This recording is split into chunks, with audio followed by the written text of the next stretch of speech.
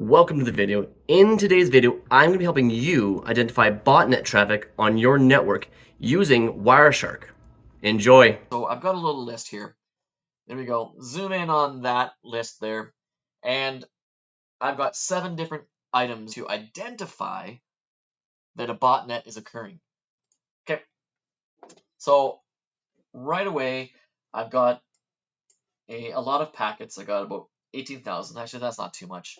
But we are going to go and do the first thing that I always do whenever I am presented with any packet capture, is that I like to know who the people in the story are. So I go to the endpoints. So let's go up to statistics and slide on down to endpoints.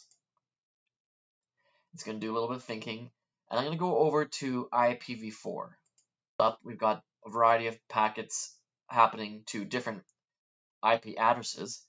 Let's sort these by the most. I want to see which local machine actually has the most packets. So let's click on this.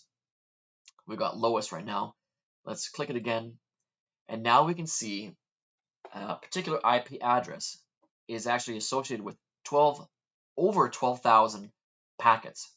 That's leaps and bounds above the next one down.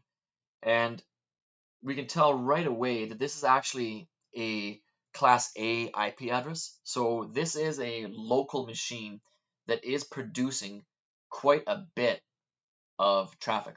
Let's take a look at our notes again. And high outbound traffic.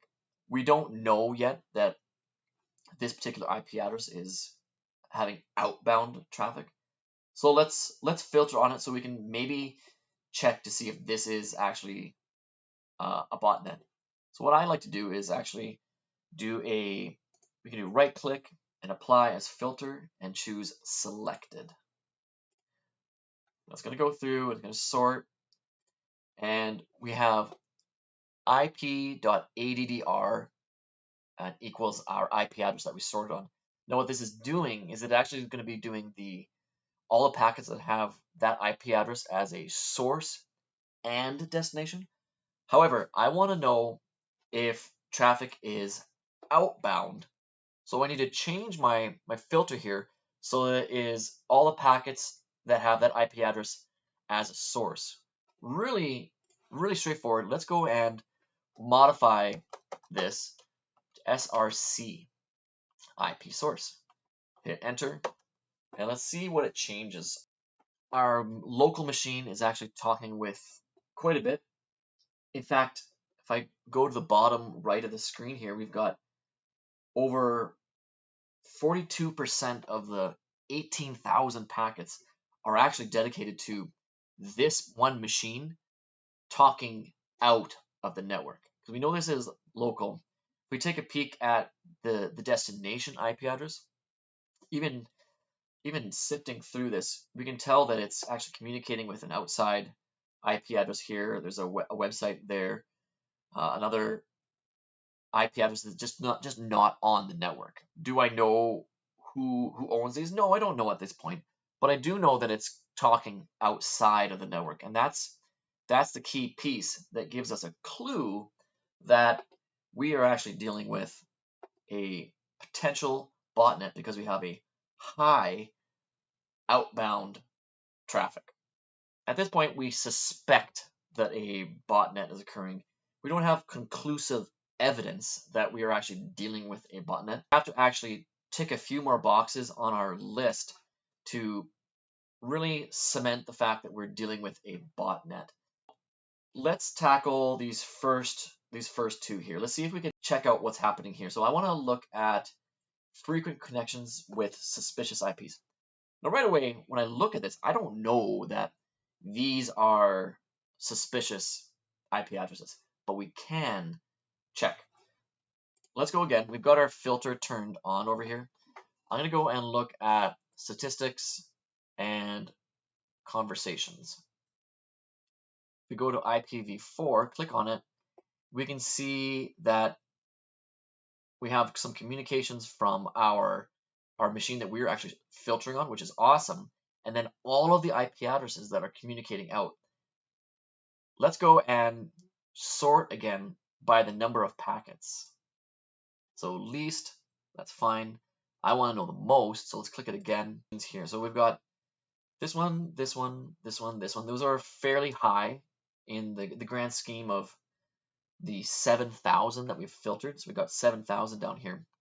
And if you even come down further, we can see that at a certain point, it dramatically drops off. Let's look at, if you look at this one, 8.8.8.8, we know that that's Google's DNS, and that's a potentially normal communication between a machine and a outside machine. But the ones where it starts jumping up here, that's actually where it starts getting a little weird. So what I would do is I would take the list of these IP addresses and do an analysis on that. One way to do that is to actually go to a tool called VirusTotal and put these IP addresses in there and see if any of these IP addresses are actually blacklisted, because they might actually be a communication that we don't want to have happen, which would then be more evidence that we've got a botnet occurring. So I'm going to open up my browser here. We are going to be inputting an IP address in here. I'm actually going to speed this whole process up so that we can eventually get to see if one of these IP addresses is a bad one.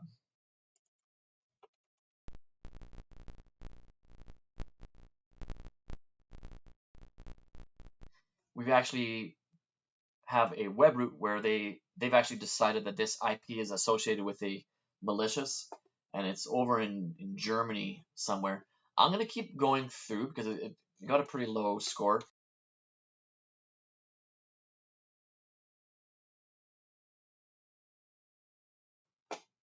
Ding ding. So we found two IP addresses that have a very poor rating, and from I would say reputable sources. There you go. VirusTotal, excellent resource.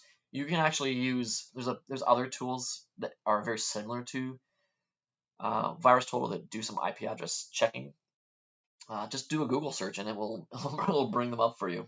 We've verified a high outbound. We have frequent communications with suspicious IP addresses, and we've got I want to check to see if we've got a communication with a non-standard port. And I'm going to change my filter here, and IP destination equal. Let's peek at the communication between the ports here. So we are looking at the transport layer here because we've got some UDP traffic, and we've got our suspected infected machine, and we've got a known bad IP address. Let's take a look at the source port and the destination port. So source port, that's the logical port that's actually associated with our infected machine, and it's 15,311. Now that's pretty high. Okay, it's not one of the reserved IP addresses 1 to 1,000. It's up in that range where the TCP process just sort of selects a port that is going to be used for communication, and then we have a very high destination port.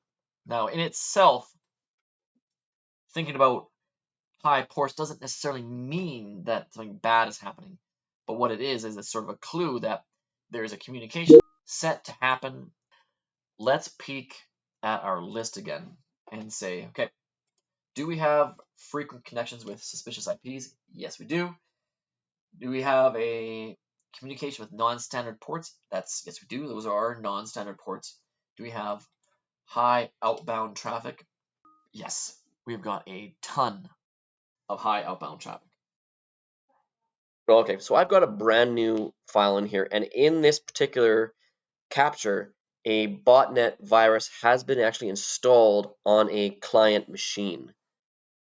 Now I'm going to go through and show you a bit of the techniques to find that, and it's actually quite simple, and you can do this on any capture you want, and it's as easy as searching for a particular string that you're interested in. So I'm going to do Ctrl F, and that brings up the search bar here, and we can modify our search by using the packet list, details, or the byte.